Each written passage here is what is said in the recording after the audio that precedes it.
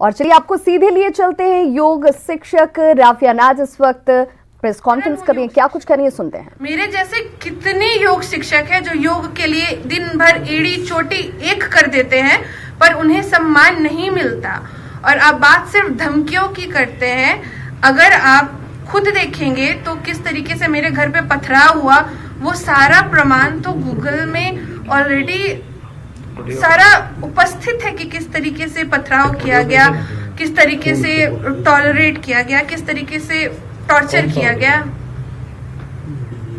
रजिया जी, रफिया जी एक चीज और जानना चाहते थे कि जिस तरह से आपने अपनी बात सरकार तक पहुंचाई, क्या आपने मुख्यमंत्री से मुलाकात की थी?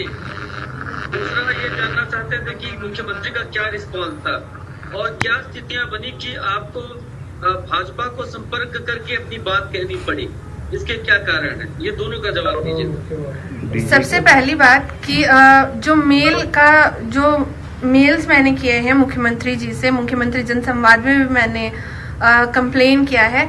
मैं 2017 से मुझे सुरक्षा मुहैया करवाई की गई थी, तो मार्च के लास्ट वीक में मेरी सुरक्षा हटा ली गई।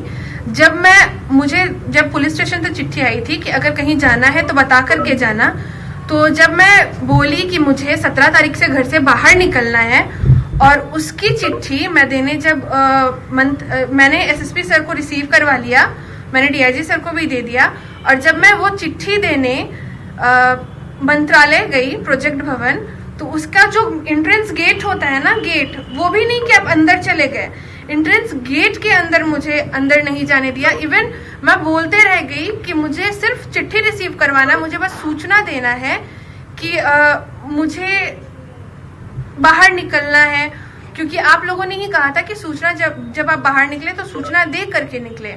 और इसके साथ साथ जो हमारे जो ट्विटर में अभी ट्वीट हुआ है 6 दिन पहले, ये कहा गया है कि हमारे जो डीजीपी सर ने ट्वीट किया है, ये उन्होंने कहा है कि हम राज्य की हर एक महिला को सुरक्षा प्रदान करेंगे।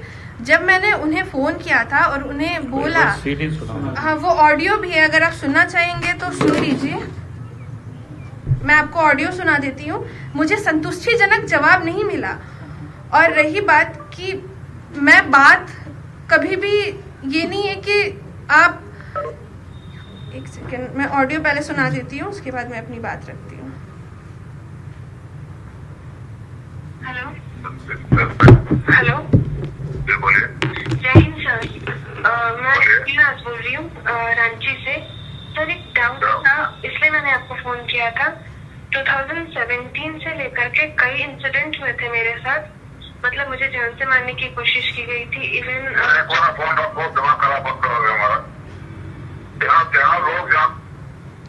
तो ये था उनका ऑडियो। उन्होंने कहा दिमाग मत खराब करो। तो जब हमारे जो गार्जियन है उनका दिमाग खराब हो जाता है, अगर कोई महिला सुरक्षा की बात करती है, डीजीपी ने कहा कि दिमाग जी उन्हीं का ऑडियो है ये। अच्छा, तो दिमाग मत खराब करो। तो जब एक महिला सुरक्षा की बात करती है और उसका दिमाग और हमारे जो गार्जियन का दिमाग खराब हो जाता है, तो फिर कोई होप या कोई उम्मीद नहीं होती। घर के बाहर का सीसीटीवी कैमरा अगर वायरिंग कट हो जाती, उसके लिए 24 बार चक्कर काटना पड़ता है। कहा जाता है कि फोन चेंज कर लो, नंबर चेंज कर लो, मोबाइल चेंज कर लो। तो सर, मोबाइल नंबर चेंज करने से, अकाउंट नहीं यूज करने से, सोशल मीडिया नहीं चलाने से क्या वो समस्याएं भी समाप्त हो जाएंगी? क्या मुझे अभिव्यक्ति की आजादी नहीं है क्या संविधान या कानून कुछ लोगों के लिए अलग है और मेरे लिए अलग है? मैं आपको ये भी बता रही हूँ कि हमारे झारखंड में आदिम जनजातियों को बहुत इज्जत दी जाती है, बहुत इज्जत और बहुत सम्मान दिया जाता है, क्योंकि उन्हीं का झारखंड है। ठीक है, उन आदिम जनजातियों को लॉकडाउन के दौरान ही अनाथालय खाली करवा दिया गया। 65 आदिम जनजाति के बच्चे, कारण कुछ भी हो पर वो तो थे अनाथ ना। इसकी जिम्मेदारी किनकी बनती है कि उनकी सुरक्षा, उनकी शिक्षा, उनको सम्मान। सिर्फ एकमात्र वो यूज के चीज बन गए हैं कि उनको आप ऑन स्टेज ले जाकर के उनको सम्मानित करें और उसके बाद फिर वो ऑफ स्टेज चले जाएं। और ऑफ स्टेज जाने का मतलब मैं सिर्फ इतना कहना चाहती हूँ कि जो ऑन कैमरा और ऑफ कैमरा का जो गेम खेला जाता है मेरे साथ, वो गेम बंद कर दिया जाए। ऑन कैमरा में जितने भी मेरे पत्रकार बंधु यहाँ मौजूद है वो सब देखे हैं कि किस तरीके से उन्होंने मेरा पूरा साथ भी दिया है कि आप योग करो, हम आपके साथ है, कोई कुछ नहीं करेगा। पर वो बेहतर जानते हैं कि ऑन कैमरा कहा जाता है कि राफिया की सुरक्षा में हम 24 घंटा तत्पर हैं, राफिया की सुरक्षा में ये, राफिया की सुरक्षा में वो, राफिया की ऐसे एक्शन। मैं ना परेशान हो गई हूँ। और ऑफ कैमरा अगर आप कंप्लेंट्स लेकर के जाएंगे, अगर आप FIR करने जाएंगे, सर इतने मेरे पास FIR कॉपी है, देखिए इतने मेरे पास कॉपी है। अब आप बोलिए कि इससे ज्यादा मैं क्या कर सकती हूँ? इससे ज्यादा एक किताब बन गई है, इससे ज्यादा मैं क्या कर सकती हूँ? देखिए सर, मरना तो कल भी है। कहा जाता है कि, बोला जाता है मुझे कि मौत से क्या डरना, कल तो मर ही जाना। वो तो मुझे भी पता है कि कभी ना कभी तो मुझे मरना ही है, ठीक है, पर बेमौत तो कोई मरना नहीं चाहता है ना। और सिचुएशन इतनी क्रिटिकल कर दी जाती है, इतनी क्रिटिकल, कहा जाता है यूं तुम्हारा करियर बर्बाद कर देंगे, यूं तुम्हारा करियर बर्बाद कर देंगे। तो मैंने ऐसे क्या गुनाह किया है? योग करना गुनाह है? अगर कोई लड़की अपनी आवाज आगे आकर के उठाती है तो कहा जाता है कि ये लड़की बच्चलन है, शायद किसी ने खरीद लिया होगा, शायद किसी ने पैसा दिया होगा इसलिए ये आकर के बोल रही है। तो जब कोई लड़की सामने आती है तो कहा जाता है कि बच्चलन है, और जब कोई लड़की चुप रहती है और कोई घटना घट जाती है तब क्या कहा जाता है? मुंह में ताला जड़ा हुआ था। तो सर ये इस तरीके का जो सिस्टम है, जो सिस्टम कभी अपनी बात रखने नहीं देता, सिर्फ बात VVIPO की रखी जाती है यहाँ, और ऑन कैमरा और ऑफ कैमरा का जो गेम चलता है ना सर, वो आप नहीं जानते। मैं तो सिर्फ बोल रही हूँ सर, 2016-17 में मुझे जिस तरीके से मारा गया, जिस तरीके से यहाँ इंजरीज है, ओल्ड इंजरीज है हाथ में, यहाँ स्नैचिंग की, ठीक है, उसका जिम्मेदार कौन है सर? कहा जाता है कि तुम चुप हो जाओ।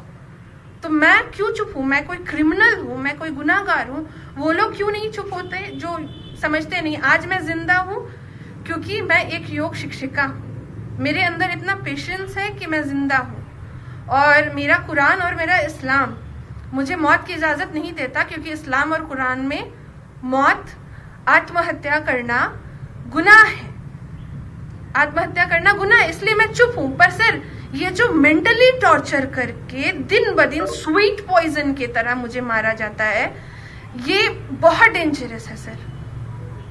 रफिया जी, आपको अपने परिवार और रिश्तेदार, और हमारे साथ इस वक्त सहयोगी संजय जुड़ चुके हैं, संजय सिन्हा। संजय, आपसे मैं जानना चाहूंगी, जिस तरीके से राफिया नाज ये गंभीर ऑडियो के साथ आरोप लगा रही है कि ऑफ कैमरा और ऑन कैमरा अधिकारियों के बयान अलग अलग होते हैं, जिसकी ऑडियो भी वो सुना रही थी, एक बेहद गंभीर आरोप लगा रही है वो।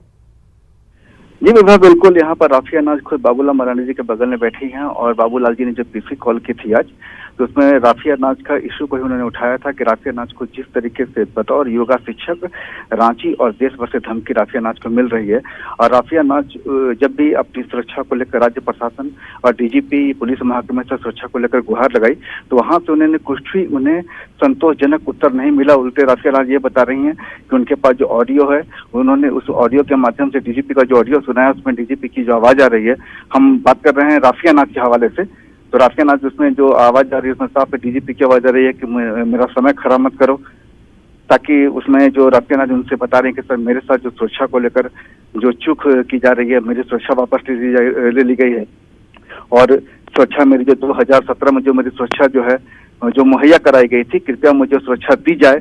जब सुरक्षा को मांग कर उन्होंने DGP को फोन लगा तो DGP ने शायद कहा उनसे, जो आवाज आई कि मेरा समय खराब मत करो, तो उन्होंने अपने पिता के साथ यहाँ पहुंची हैं राज्य सरकार, और खासकर अपनी सुरक्षा को लेकर गंभीर आरोप लगा रही हैं कि उनको जान को योग छोड़ने का दबाव है उनके ऊपर में।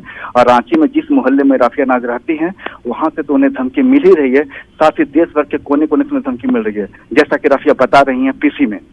और संजय, एक और इस पूरे प्रकरण में एक और मामला जो बहुत गंभीर नजर आता है, उनके सामने जो FIR की वो कॉपीज दिखा रही हैं, उनके पास कई FIR की कॉपीज मौजूद हैं, तो क्या किसी भी FIR पर कोई कार्रवाई नहीं की गई?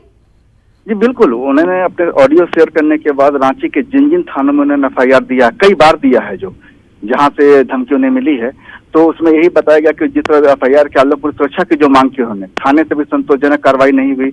उनसे ये कहा गया कि ऑनलाइन जब भी पत्रकारों का कैमरा ऑन हुआ, जब भी उन्होंने सूचना दी तो उन्हें कहा गया कि आपको सुरक्षा मिलेगी, आप निश्चिंत रहिए। और जब ऑफ कैमरा होता है, जब उन्हें पुलिसकर्मी से बात करती है, थाने से बात करती हैं, तो फिर उनके सामने कुछ उनको संतोषजनक उत्तर नहीं मिलता है। तो वही राफिया सवाल उठा रही है कि मुझसे ऑन कैमरा जब मीडिया सामने होता है तो अलग बात की जाती है पुलिस महकमे के द्वारा, और जब ऑफ कैमरा होता है, मैं अपनी सुरक्षा को लेकर वहां जाती हूँ तो मुझसे अलग तरीके की लोग पेश आते हैं मुझसे।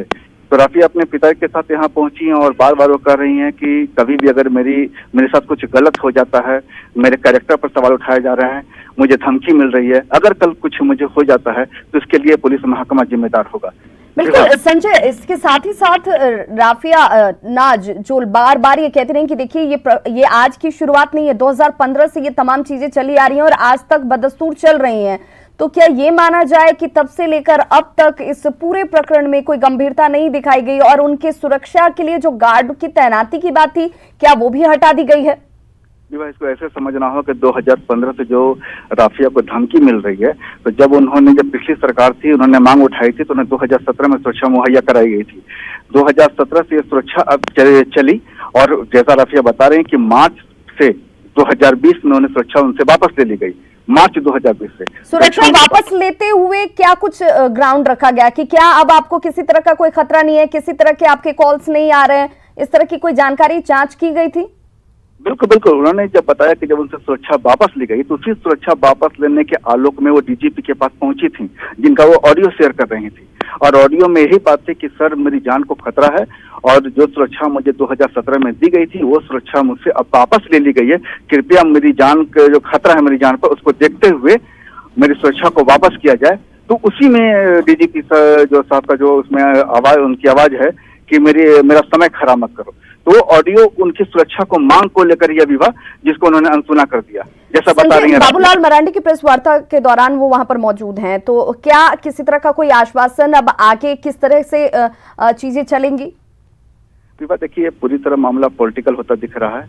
आप जब भी देखें कि राफिया योग तो करते ही हैं और लंबे समय से योग से जुड़ी हैं, लेकिन जिस तरीके से बीजेपी के प्रेस कॉन्फ्रेंस में जिस राफिया ने अपने सरकार पर सवाल उठाया है, तो इसका एक तरीके से अब सियासत शुरू होगी विवाह इस पर।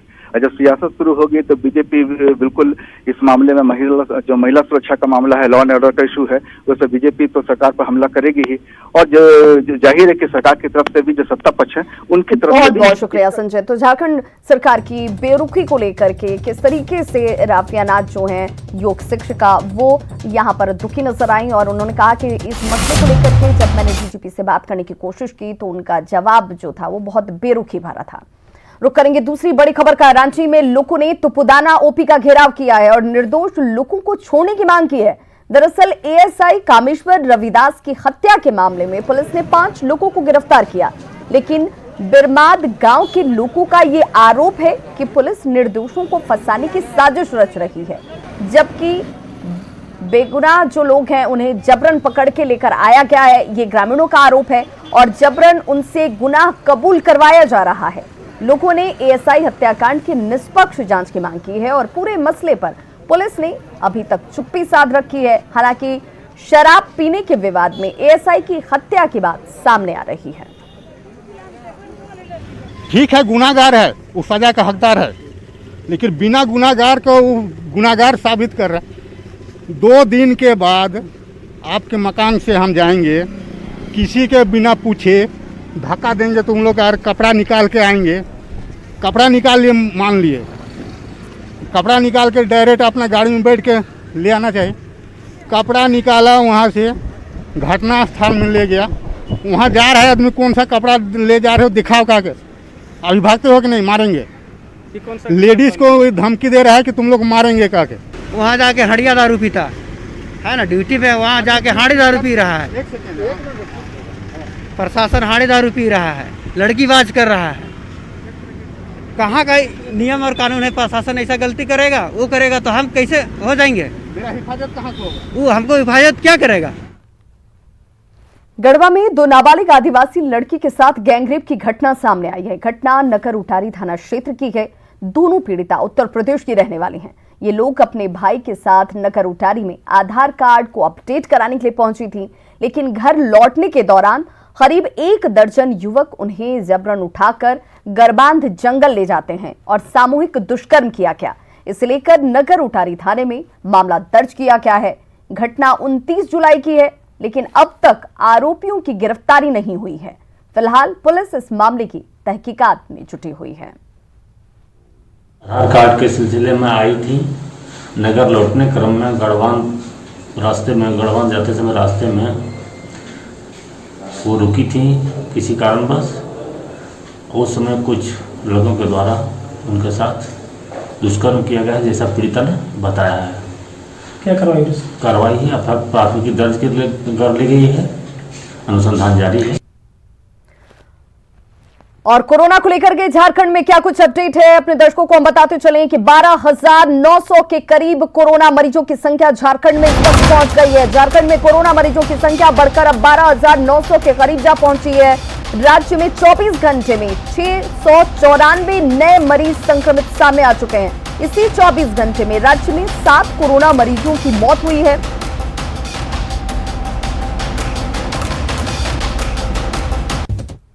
और बिहार विधानसभा की कार्रवाई, नेता प्रतिपक्ष तेजस्वी यादव क्या कुछ कह रहे हैं, सुनते हैं। किंतु आप अपराधी चोर कह रहे हैं। लगभग 40 लाख की संख्या में 40 लाख अगर हम 5 से तुलना भी कर ले लोगों का, तो कितने करोड़ों में संख्या हो जाती है लोगों का।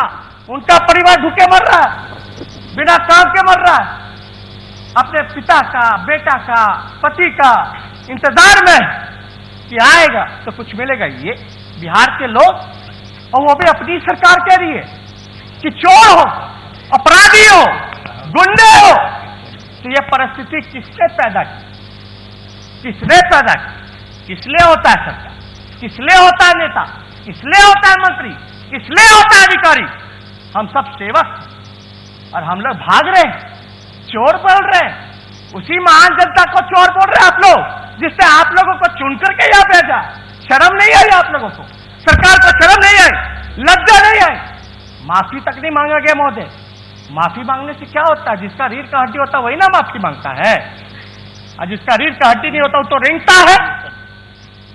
कम से कम माफी तो मांग लेते। कोई भी लोग सामने नहीं आकर के कोई माफी नहीं मांगा, आगे सुनिए। इस विधि व्यवस्था की स्थिति का इलाका प्रतिकूल प्रभाव पड़ सकता है। यह समस्या सीमित क्षेत्र में अथवा व्यापक पैमाने पर उत्पन्न हो सकती है। इस परिस्थिति का सामना करने के लिए अनुरोध है कि स्थानीय परिदृश्य को देखते हुए कार्य योजना तैयार कर ली जाए, ताकि आवश्यकता अनुसार कार्रवाई की जा सके। कौन सी आवश्यकता? लाठी मारने की आवश्यकता। एक तो चोर कह रहे हो, बेईमान कह रहे हो, खाना नहीं दे रहे हो, ला नहीं रहे हो, लोग मर रहा है, भूखे हैं, रोजगार नहीं दे रहे हो, और कहते हो कि चोरी करेगा। इस स्थिति कौन उत्पन्न किया? और ऊपर से कितना बढ़ गया किराया?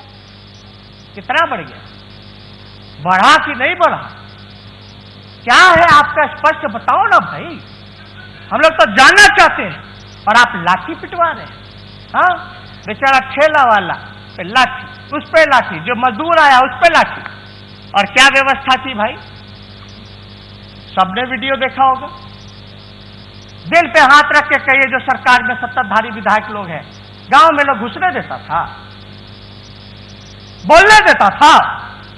मानवता के लिए, इंसानियत के लिए थोड़ा सोचिए। इसलिए महोदय, क्या क्या वीडियो हम लोगों ने नहीं देखा? ना बस है, ना बस में सोशल डिस्टेंसिंग, ना पहुंचाना, ना क्वारंटाइन कराना। और क्या कहा गया था? पैसा देंगे, पैसा देंगे, क्वारंटाइन करो। ट्रेन का पैसा नहीं दिया, ट्रेन का पैसा नहीं मिला, क्वारंटाइन के बाद पैसा देंगे। और हम लोगों की मांग थी प्रत्येक खाते में 10-10 हजार रुपए लोगों को दो। रोजगार का तो सुप्रीम कोर्ट का भी ऑर्डर आ गया। बिहार सरकार का आंकड़ा लगभग 40 लाख का मजदूर है जो बिहार आया है, और यही सरकार पीठ थपथपा रही। आंख खुलना क्या? पलायन रोकेंगे। कहां पलायन रुका आपके 15 साल में भाई? कहां पलायन रुका? जाके किस हिसाब से वोट मांगिएगा? इसलिए ठीक है भाई, लोग बातों के बल पे अफवाह फैला करके लोगों को इधर से उधर करना चाहते हैं, गुमराह करना चाहते हैं।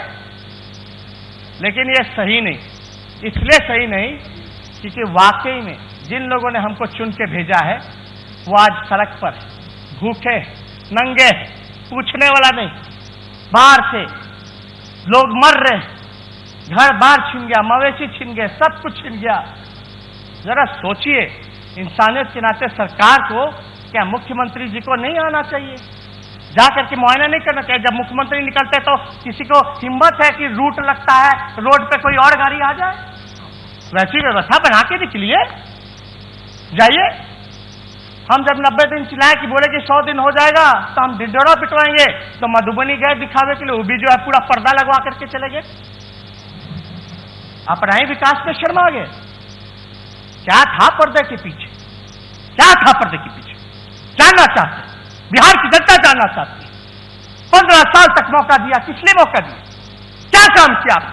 आंकड़ा बताइए।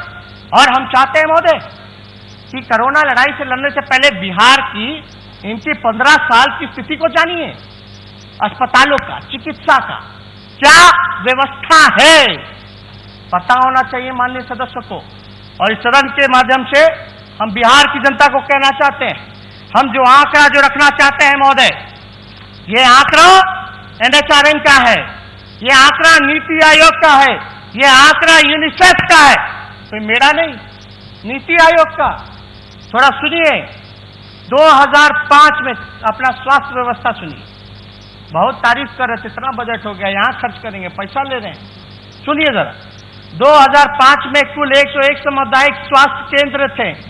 आज 15 साल में महज 49 नए केंद्र स्थापित किए गए हैं। मतलब प्रति वर्ष सिर्फ 3 केंद्र की स्थापना की गई है। पिछले 2 साल में कोई भी नई स्वास्थ्य केंद्र की स्थापना नहीं की गई। 2005 में ग्रामीण क्षेत्रों में चालू स्वास्थ्य केंद्र HCS, CHCS की कुल संख्या 12,086 थी, जो कि 2019 में घट करके 11,958 हो गई है। मृत्यु दर राष्ट्रीय औसत से ज्यादा है। शिशु मृत्यु दर 38,000 में से 38 है, भी राष्ट्रीय औसत से ज्यादा है। 5 साल में कम उम्र के बच्चों में स्टनिंग और अंडरवेट की प्रतिशत 42% है, जो पूरे देश में सबसे ज्यादा और खराब है। 0 से लेकर 4 जो वर्ष के जो बच्चे हैं ग्रुप है, उसमें 40% से अधिक बच्चों का खून में आयरन की कमी है। पूरे देश में मेडिकल